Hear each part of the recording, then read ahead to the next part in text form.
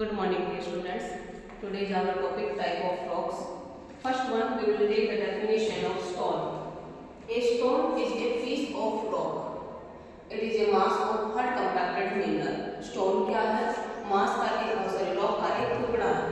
तो अगर स्टोन को हमने कंप्लीट डिफाइन करना है, इसके बारे में हमें डिटेल स्टडी करनी है, तो इससे पहले हमें रॉक के बारे में जानना पड़ेगा. तो इसके लिए हम क्या करेंगे, रॉक की स्टडी करते हैं. सबसे पहले हमारा टॉपिक आएगा classification of rock. There are the three type of classification. First one geological, second physical and third chemical.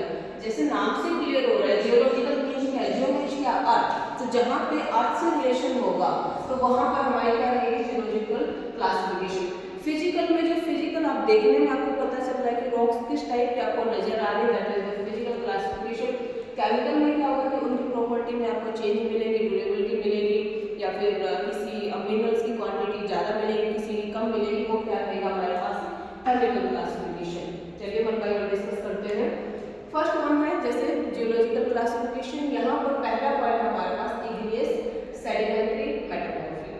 Igneous में क्या होता है कि आप सबने देखा है कि जैसे जो हमारे पास वोल्केनिक एक्टिविटी होती है, हॉट मॉडल लावा जब आपके अर्थ से सरफेस से निकलता है, बाहर आकर वो सॉलिड फॉर्म में कन्वर्ट होता है कुछ टाइम के बाद. ऐसा नहीं कि सडनली हो जाएगा, कुछ टाइम के बाद जो कूलिंग प्रोसेस होती है फिर वो सॉलिड फॉर्म में कन्वर्ट होता है. तो उसको हम क्या कहेंगे? Igneous rock.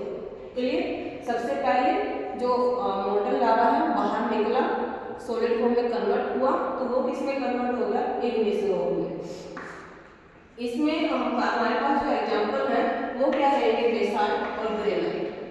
Example most important है, ये याद करना आप लोगों को. सेकंड है हमारे पास सेडिमेंट्री रॉक. सेडिमेंट्री में क्या होगा कि ये इग्नियस रॉक एक जगह है जहाँ पर पड़ी हुई है, फिर इनमें प्रेशर लगता है, चाहे वो विंड प्रेशर हो, तो कौन सा?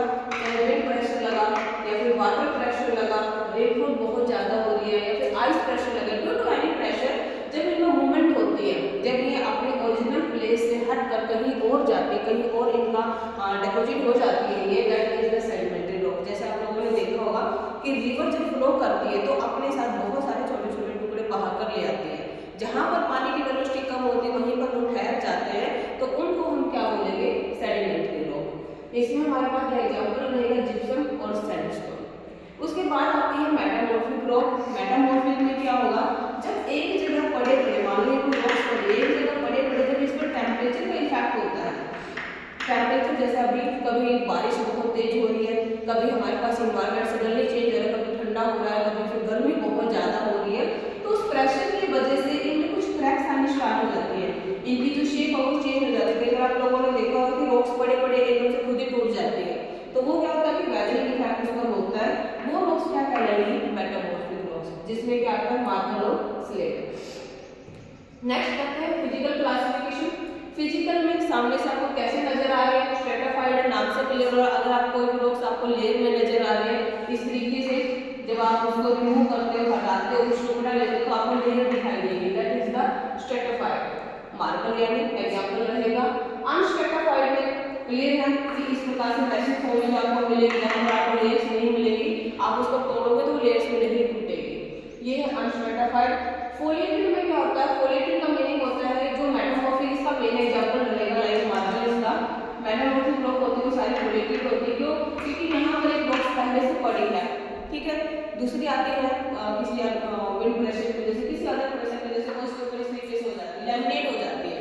जैसे आप लोगों ने लैमिनेशन वर्ड सुना ना, फोलिएटेड को हम लैमिनेट भी बोल सकते हैं. तो एक प्रकार से दूसरी रॉक पर क्या हो जाता है? लैमिनेशन हो जाता है. वो क्या कहेंगे हमारे पास? Foliated rock. फिर है केमिकल.